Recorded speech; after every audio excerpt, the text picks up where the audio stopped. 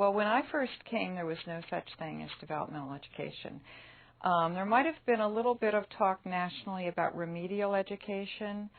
I remember telling friends what I did, and they're being shocked that at that point, I remember 60% of our students were recommended, not required, to take a developmental reading course. And interestingly enough, of those 60% that we recommended, I think about 40% voluntarily chose to take the developmental reading course. At that time, it was only one course, and it was an individualized, self-paced course. There were placement tests going on for math and for English as well. A lot of people think this is new, but we've been doing this for a long time.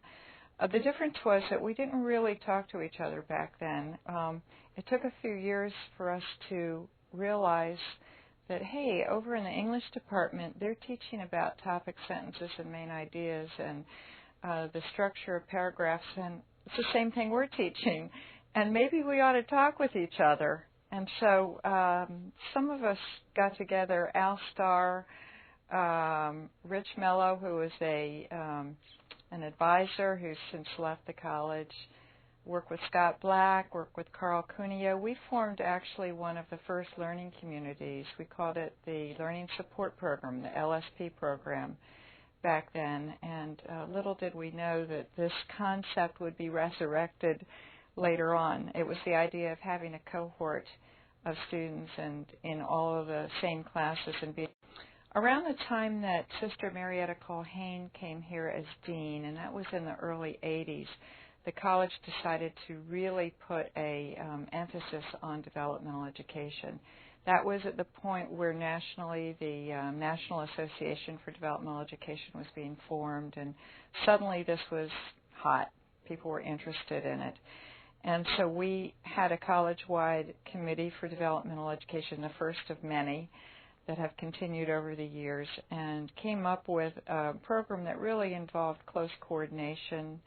We never went to the single department of developmental education as some colleges did, because we had history in teaching these courses out of different departments. But we went into a coordination, and I became the director of developmental education on the Essex campus.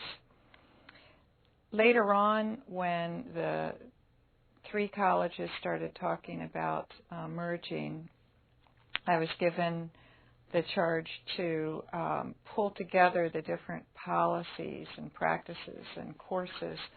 And so, about 10 years ago, a big piece of my work was really organizing all of that stuff into a single set of policies and courses. The philosophy being that we were looking at the potential of students as opposed to the deficit of students.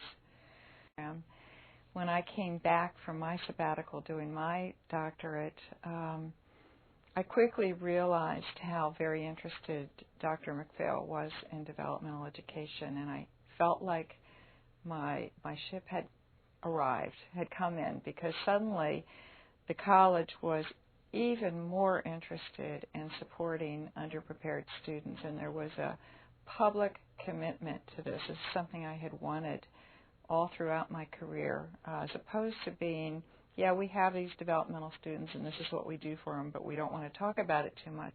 A whole different philosophy that we have them and we recognize that they are potential. They might be underprepared, but we believe that they can all succeed, and we think they're worth investing.